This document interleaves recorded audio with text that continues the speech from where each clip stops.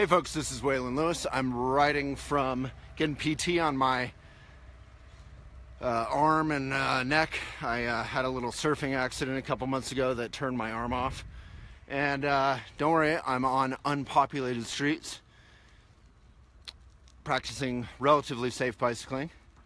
There's no cars or anything. Anyway, I just wanted to touch in with you guys and talk about a sweet little social media lesson I learned. I'm trying to do daily writing tips, so this would be writing tip number 2. Yesterday I did number 1. So this one was when we, Elephant Journal, had won number 1 in the country on Twitter for our green environmental coverage. So that's a nice little humble brag for you to start the morning off with.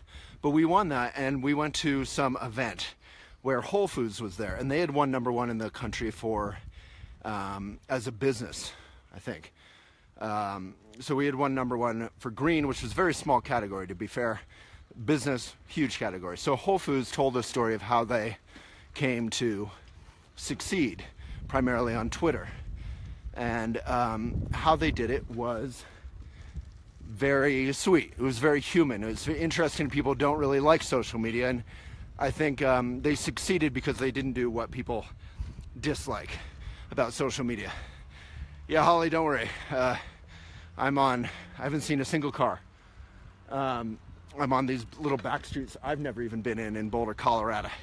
All right, so what Whole Foods says is that they were a huge business, of course, so they had huge name recognition, so they got a ton of followers on Twitter. But no one really followed them, or no one really paid attention to them.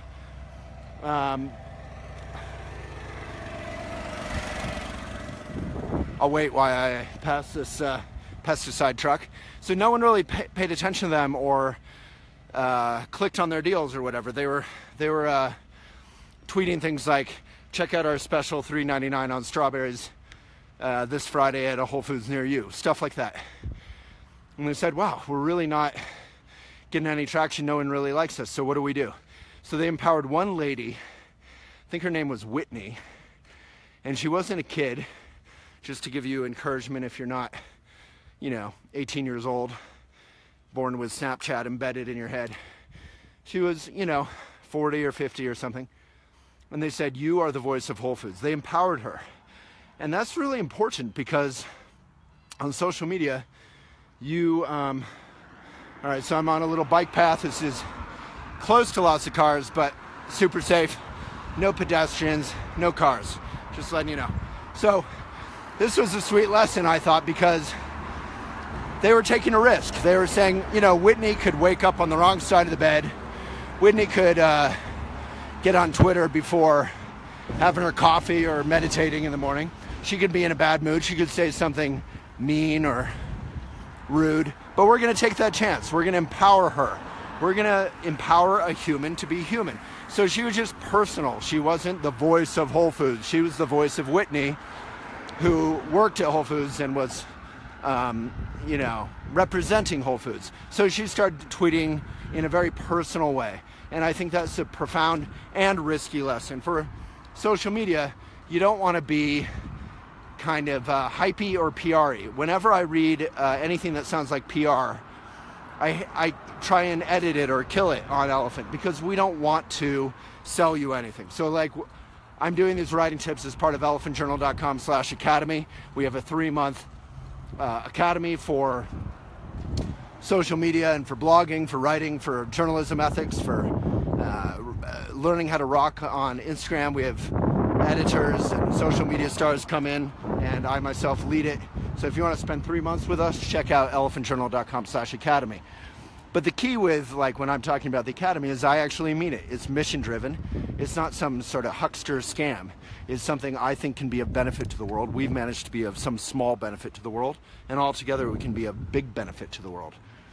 So I'm now at my place of my destination, Lucky's Market, Lucky's Cafe, Logan's Cafe, and I'm going to work on social media for 3 months. But this is just a reminder with social media, be willing to be personal. You might mess up. There's some risk in being personal and being genuine, but there's a lot more success, because success in social media is social. It's built on connecting genuinely with people. All right?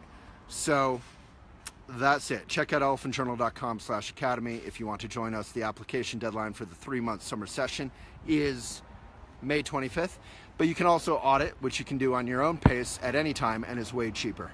You just get all the materials, and you don't study personally with all of us, and you can do this Elephant Academy, of course, online from anywhere. Mwah. Hope you're all well. That's your daily mindful communication tip, writing tip, social media tip. Mwah.